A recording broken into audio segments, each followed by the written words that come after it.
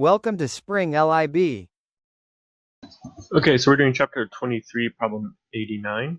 So it says you're trying to determine an unknown amount of charge using only a voltmeter and a ruler, knowing that it is either a single sheet of charge or a point charge. So sheet charge or point charge that is creating the volts or potential. So you determine the direction of the greatest change in potential and then measure potentials along a line in that direction.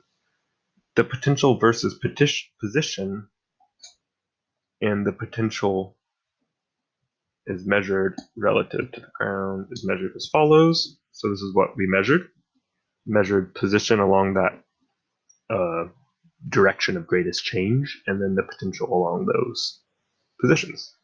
So part A just wants us to graph this and see if we think that this is caused by a sheet or a point charge. So let's go ahead and plot this real fast. So let's plot V versus X. So here's at 0 centimeters and 1, 2, 3, 4, 5, 6, 7, 8, 9, 10 in centimeters. And let's go up between 1, 2, 3, and 4 here. So at 0, we're like all the way up here. At 1, we're at 3. 2, we're at 2.5. 3 centimeters, we're at 2. 4 centimeters, we're at 1.7.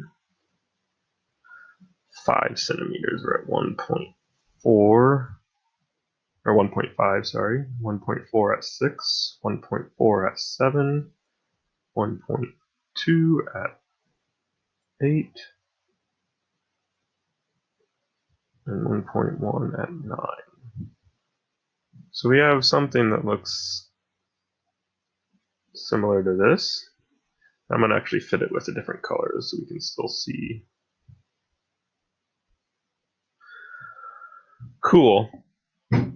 So first of all, we should know that if the field was caused by a sheet charge, then the potential will be linear.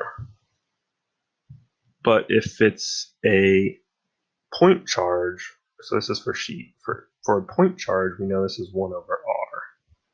So already this looks more like a 1 over r than a linear graph, so we can assume this is a point charge.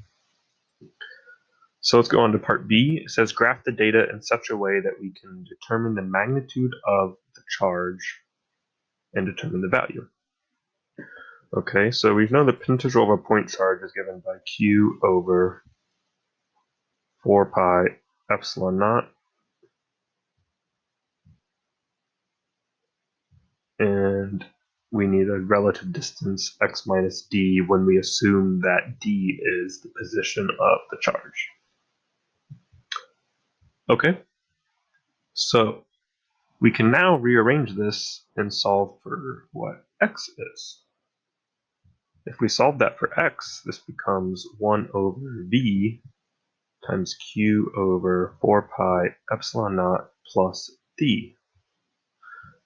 Okay, so now if we take our x or y-axis to be x and our x-axis to be 1 over v, then we should see the slope of that line should be q over 4 pi epsilon naught.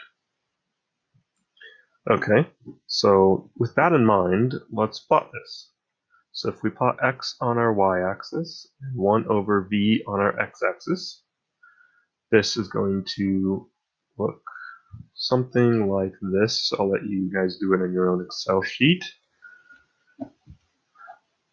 Cool. And if you fit this in Excel, what we see is the equation for this line is x equals 0.1392 times 1 over v minus 0.0373.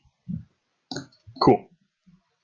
So if that's our equation of our line, then we know that the slope equals q over 4 pi epsilon naught equals 0.1392. So let's rearrange that equation, and Q is 4 pi epsilon naught times 0.1392. Okay, so if we plug that in, we can solve for what the charge is, and that will be 1.5 times 10 to the negative 11 coulombs. Awesome. And now it says, is it possible to determine where the charge is from the data? If so, give the position of the charge. Well, it is possible because we already said our x is given by our slope, q over 4 pi epsilon naught times 1 over v plus d. So that means this value right here is d. So d equals negative 0.0373 meters, or d is roughly negative 3 centimeters away. 3.7 centimeters away. Let me rewrite that. So yeah, d is roughly negative 3.7 centimeters from the first measured position. Cool.